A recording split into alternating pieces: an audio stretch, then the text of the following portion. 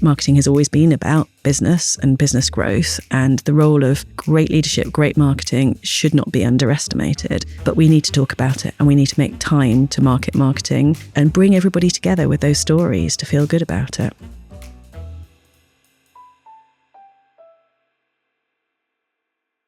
Happy New Year, Laura.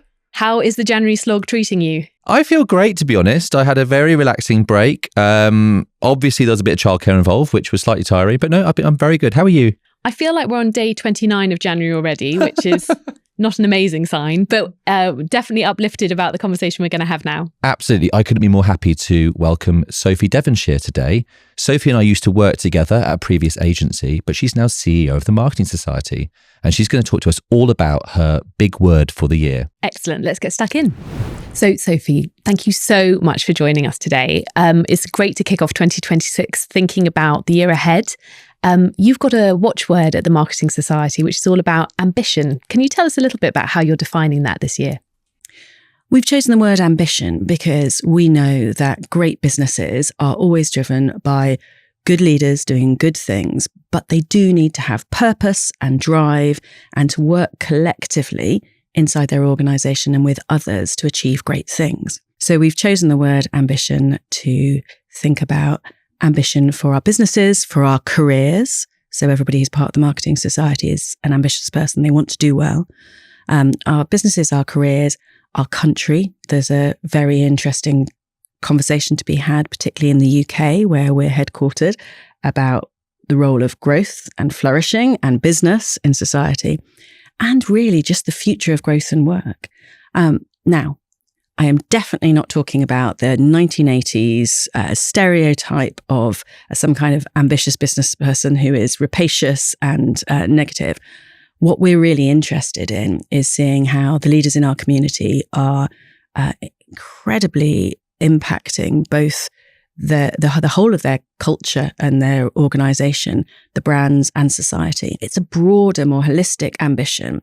And there's a great quote from Michelangelo that our president, Dame Carolyn McCall, particularly loves, which is very simple, which is the greatest risk is not that we aim too high and fail, it is that we aim too low and reach it. So as we move into 2026, it's about resetting what is our individual ambition and what's our ambition as an industry that really can be achieved and believing that it is possible. It's interesting, isn't it? Is that balance between sort of optimism and pragmatism as well, because as you say, I think when you think of an 80s type ambition, it's often sort of we're the greatest at whatever. And I think for better or worse, we are much more conscious of the constraints that we're operating in. But I think what you're saying is still having a hopefulness, still having a sort of sense of verve for what we can achieve is really critical for us to drive growth. And there's no denying that things will continue to be challenging. Absolutely. Business itself is not easy. Business itself is transforming right now, but that in its very nature gives us huge opportunities. So the optimism comes from seeing examples of what people can do, even in the toughest times. I mean, we've talked before about COVID and actually what incredible things still happened with huge constraints. Marketers tend to be creative. They understand what customers need. And perhaps what we need a little bit more, though, as we move into 2026, is some confidence, is some optimism, is some pride in what we can do, what business can achieve, the role it plays in society and the world, and not being ashamed of that, and having an ambition to make sure more people can see that and believe what's possible. What do you think is getting in the way? What are the barriers here that are causing this, or causing you to feel like ambition should be put on the table as something to push forward next year? So two things. One is my role is a global role. So it is always very interesting to see the perspectives of what's happening in the Middle East, in the US and other places where perhaps it's a little bit more acceptable to be confident and to be ambitious. So there's a societal question there as well. Marketing. So as a fellow of the Marketing Society, Rory Sutherland put it in our UAE conference, marketeers have never been very great at marketing. So there's a confidence piece there, an ambition piece there about marketers themselves. So the more we can show the stories of what's possible and what's achieving, it's like the inclusion question. You need to see it to be it and believe it. And we're showcasing a few more of those because I think we've had a few years of people not celebrating enough what great marketing can do and what great marketers can achieve. So that's one of the blockers. And, the very nature of, we've had a tough 5 years, all of us. We've, battled things through. Everybody's a little exhausted still. So there is definitely the need to double down and see what's there. If you think about drive, so Dan Pink talks a lot about it, and he talks about autonomy, mastery, and purpose. Drive is the other side of ambition. It's the heart of it all. And what drives you is a sense that you can achieve and that you have the power to do it. And there's something in making sure we show marketers and we show business leaders what is possible over and over again, so that they can believe that ambition and the drive will get them somewhere. I think you raised a really interesting point, Sophie, about Britishness and actually how Britain perceives itself. And obviously the Marketing Society is a global one. I have a sort of observation, I guess, which might be the sample of one about Britishness, which is, I think we always talk about being slightly uncomfortable with showing our ambition. But I wonder if there's also a slight amount of complacency. I think it's one of the most useful things about building a global perspective, which does not necessarily mean traveling, but certainly reading, thinking, looking at, connecting with people globally. I love the fact our community is so global and we can exchange the ideas. I've lived and worked overseas a lot, and I spend quite a lot of time thinking about Brand Britain now. Yes. Side note, I am also part of Anthropy, which is a gathering of leaders, which takes place every year in the Eden Project. Amazing entrepreneur Sir Tim Smith, who founded that. And Anthropy is a movement to rebuild a better Britain. And it looks at how do we build a United Kingdom. Really interesting. And as part of that, last year, we talked a lot about Brand Britain and what we could do. And I definitely think there is complacency. And I think it's really important to understand what's happening, seeing what's happening in our Singapore and Hong Kong hubs. We can learn so much about their attitude to tech and the opportunities there.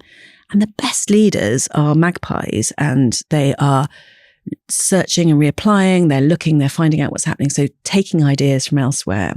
And absolutely the context, if we are human understanding experts, as we should be as marketeers and insight experts, we should be looking at what makes the experience of working in Tallinn different to the experience of working in Singapore, and understanding what that means, and we can import back to Britain.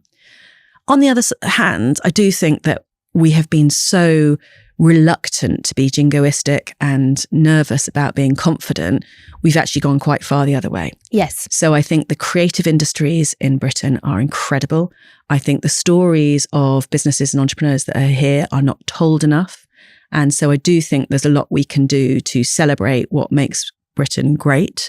And that is also something that marketeers can do, and the businesses that we have, the ability to tell the story in a way which is true, but in a way which shows what's possible. There's definitely an ambition there as well. So interesting to hear what you're saying here about learning from different cultures, different markets. Within the kind of UK, or maybe even within the marketing world, where do you think the biggest inspiration might be for learning from? Is it from specific industries that are doing things well at the moment, or different types of competitor? Where do you think, like in the internal kind of world, the best place to learn is? Well, I think rather than finding one place, I think there's the habit and discipline and focus on that constant curiosity for people that's actually surprisingly hard. It's a super fast, super pressured world for people. Making time to learn needs to be a priority. I would say, rather than thinking about where can we learn, it's how can we learn, and micro learning, small amounts every single day. One of the CEOs I interviewed for my book, Super Fast Lead at Speed, Liv Garfield, literally had in her diary once a month to have a dinner with another CEO from a FTSE 100 or another CEO once every single month to make sure she made time to learn. So I think there's just the habit point, and that's where you end up with topping up your growth when it comes to learning and insight. So it sounds like learning is absolutely on the list of what we need to be doing. I actually have some questions about the other practical things that I guess marketing leaders can be doing to kind of put in place the foundations for a more ambitious 2026. Where else would you be kind of focusing on? I think one of the huge challenges for all marketing leaders is the fact that they need to build today and tomorrow at the same time. They are the ultimate time lords. So making sure you're managing the narrative so that everybody understands that, because I think it was an ex-CMO of Unilever used to talk about, everyone approaches marketing with an open mouth, because everybody has a point of view on it, or controlling the narrative is really, really important.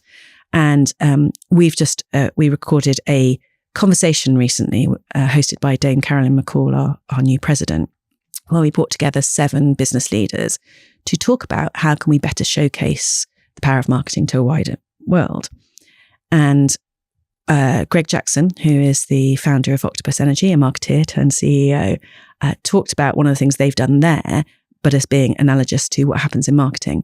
He said, it's not a football game, it's a rugby game. Persuasion game, you see, it's a rugby game. In marketing, you need to, like with rugby, you need to bring everybody with you at the same time. It's just not one person.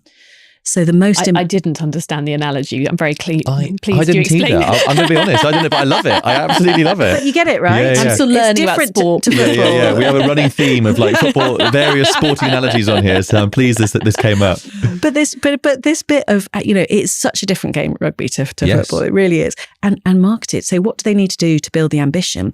They need to take everybody with them. So much. It's why it's so important to have the right person in those marketing roles, because what they do externally is critical, but internally, building that understanding of the long-term game, talking about the foundations, getting everybody to believe it, not just because they need to believe it so they don't interfere and cut budgets, but also because actually employees end up being your advocates and make a huge difference. So the point is, if you are building long-term ambitious foundations, it's got to start inside the business, everybody understanding it, having a clear narrative of what's happening today, and the fact that things take time and that things need to be tested, and that actually fundamentally you cannot guarantee what's going to happen moving forward. So there's more ambiguity. All the other disciplines in business can just look at the data and look to the past. Marketing is the only one that owns the future, which makes it vulnerable, but also makes it powerful. One of the conversations we've been having with a few people on the podcast, different seniority levels, different functional roles, is this idea of not just understanding the future, but creating it. So lots of businesses are very good at looking to the future and understanding. Marketers are very good at understanding where consumers might be going, what the trends are, but translating it into things that the business does differently and how they kind of capture that value, I think is where the challenge is. Where have you seen it done well? And have you seen any good principles for how to do this? Because I think some of this is at the heart of being ambitious, isn't it? It's spotting that opportunity and going for it.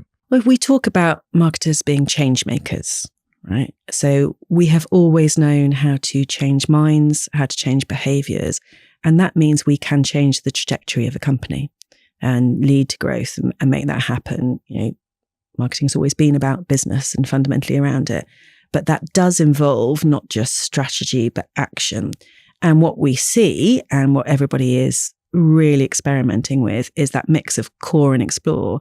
So optimizing what's there each time and adopting all the agility mindset of testing things with customers because it's changing so fast, learning very fast, adapting and iterating what you're doing, but also always making sure there is room for exploration and innovation. So leading innovation as part of what you control as a marketer is really, really important. To make sure there is room and space to test what could be a future revenue stream, to see what's out there. And it only works if you can find a way to get some pace into it as well. And communicate it, to your point earlier. Yeah, there's the world that's happening now, and there's the world in the future, the twin narratives. Yes. And you've got to be letting people know what's coming and why they're doing that, whilst trying to, keep everything moving for that quarter. The two-pace race. Yeah. But what we're also seeing is marketers taking on different roles. So the Marketing Leader of the Year award this year went to Mark Given from Sainsbury's. His role now includes marketing, data and tech. And we're seeing a lot of marketing leaders leaning into helping the business understand what transformation really means. I think probably a couple of years ago, that was being owned very much by the CTO and the CIO and the tech side of the business. But joining up to make sure things are fundamentally customer-centric, that the business is organized around customer needs, joining that up with what's happening in technology. Yes. That's where the power of the future is going to be, making sure that we can lean on it. We don't need to know everything, but we do need to understand, how do we take all the exciting things that are happening from a tech and tools point of view to make them work for the business and make them work for the customer, therefore. I think that's the fundamental shift that a lot of us are having to get our heads around is, yes, if we understand needs, we can attract consumers, but consumers need to be able to see us. Yes. And increasingly, that is not something we can just assume is the case. You know, people were working with the bots, working with the algorithms, actually making sure that that presence is felt. We're not just having a conversation with ourselves and the various echo chambers of brand, as well as, you know, Facebook. What's the customer seeing? How do we get out there? It's absolutely right. And of course, you know, we have to see that as decisions are being made and our future customer is a bot, but we still have to see that in a really complicated world, the brand is going to be more important than ever. Yes. It really is. When we talk about the evolution from SEO to AEO or GEO or whatever we're going to call it, you know, finding things through AI, making sure that the brand is the most valuable part of the business, reminding everybody in the business that future earnings will come from a strong brand, keeping that message going for people, and just making it easy for people to find you in a crazy world. But it's definitely hard because you've got to battle with lots of opinions internally. There is a huge amount of ambiguity going on. I remember Google used to have one of their hiring criteria was comfort with ambiguity. I think that's the same for marketeers right now. You have to be comfortable with, you will not know with certainty. You've just got to have enough data, enough instinct, and be able to test and learn some of these things. But I think to your point as well, it's also about having faith in what you stand for as a brand. I have seen sometimes quite a lot of deference to people that are very, very good at tech, almost at the expense of people that really get what the brand is about. And I think there is a flip point in this drive towards technology, which is perhaps almost like a consumer loss of sensation. You know, when everything feels like so seamless and so on demand, and there doesn't appear to be like much differentiation between brands, it doesn't actually feel great for people. You know, a brand sort of holds emotional associations. And as you said, that is its power. You know, when it has trust, when it has a sort of evocation of meaning, that is when it is powerful. So I think it's going to be as much a question of taking those timeless values of really understanding what your human story is and why you appeal, as it is sort of then taking all of these things we're testing and learning and building that into the future. So it's so interesting. And that is definitely the opportunity to use AI to be more human, both as individuals and as an organisation. I do think that therefore means, if we go back to the question of what should we be doing as individuals and how do we set ourselves up, we've got to work on those two elements. So I've got an image in my mind of a robot hand and a human hand of really great leaders do definitely understand that tech is the ultimate accelerator. We've got to be all over the understanding where the potential is, what it means to the business, making a lot of time to learn about everything that's out there and the potential of the tech. And at the same time, working every single day and in every single way on our human understanding, our human skills. How are we communicating internally? Because without the influence internally, you can't have the impact you need. How do we understand what's going on with customers and what really makes us human? Because the emotional impact of a great story well told or brought to life, of really connecting with the most human side of it all, is still ultimately the massive power we have. And only going to become more important. I'm a big believer in this. I think marketing LinkedIn has taken a pivot back to like brand-centric thinking now. Yeah. You know, your brand is your moat in a world where everything's been flattened and you can get anything from anyone, anywhere. But what makes you stand out? So I'm a big believer that this pendulum is about to swing back the other way. My ambition and my call to everybody listening is we need to own our impact when it comes to that. Marketeers do need to take this moment and point out why this is important for business. Yes. Marketing has always been about business and business growth, and the role of great leadership, great marketing should not be underestimated. But we need to talk about it, and we need to make time to marketing, and bring everybody together with those stories to feel good about it. Brilliant. Look, I think you made a great case for ambition. I'm totally bought in. Just thinking about our listeners now. So in 2026, if someone wants to set a more ambitious intention for themselves, where should they start? I would say remind yourself you don't have to do it alone. there are so many people who you can link with, spend time with, who will help raise your bar. You know, there's that whole thing about the 5 people you spend the most time with actually help influence what's going on, or that insight. If you sit next to someone on a plane who's a complete stranger and they choose a healthy food, you will be more likely to choose healthy food. We are influenced by the people we spend time with. Yeah. So building your tribe, building your community in whatever way that takes, making sure there is time in your diary in the same way as you make time to exercise, or you should make time to exercise. We all need to do more, I'm sure. Making time to learn and to connect and build up your tribe. I do think there's also, like, things can be challenging, and you're building a community there to support you for the tough times. So you can pick up the phone and go, I'm struggling with this. How can you help? Can you talk this through with me? So if to be ambitious about yourself, bizarrely, it's also about starting with thinking about who else can support you. I think there's just reminding yourself of the growth mindset and showing some examples of what other people have done. I'm constantly inspired by members of the Marketing Society, how they've changed and transformed their businesses and themselves. So looking at what other people can do can help. And then just that little bit of managing your energy, not your time, is going to be so important. So being ambitious for a life well lived as well. You know, this is why I say it's not the 1980s stereotype of killing yourself at work to do it. You know, we are all amazing humans with impact to have in all parts of our lives. Work should be an important part of that. I think you can love your work and adapt that and focus in on building a better relationship with work. But being ambitious for your whole life and everything that's there, and setting your goals, every part of the wheel of life, I think goes hand in hand, because the more well-rounded you are. So Abby Dixon, who's one of our members of the society, wrote a book called The Whole Marketer. And the more well-rounded you are, the more insights you can bring to people because you have more of a life. The more positive you can be, the more creative you can be. If you don't have energy because you're not inspired by your life or looking after yourself, you can't be creative. You can't put up with the whack-a-mole that business actually is. Yeah. And you can't take others with you, because ultimately the opportunity is not just to have others help you, but to help others inside your business and your customers as well. And you need the energy to succeed with that. I love that reframing that you're giving, Sophie, of not just saying it's about like drive forward. It's like actually take time to pause and reflect, bring people with you, really understand and be curious about what the possibilities are. It's a great way of looking at ambition. And this is such a good time to do it, obviously, in January, to reflect and review before you preview and look at your ambitions and your goals. But building in the pause and time to think is really important.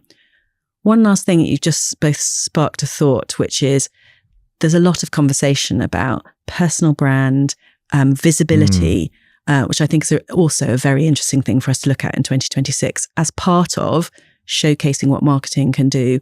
There's a bravery in individuals also putting their head above the parapet and saying, this is what I'm doing, and sharing it with other people.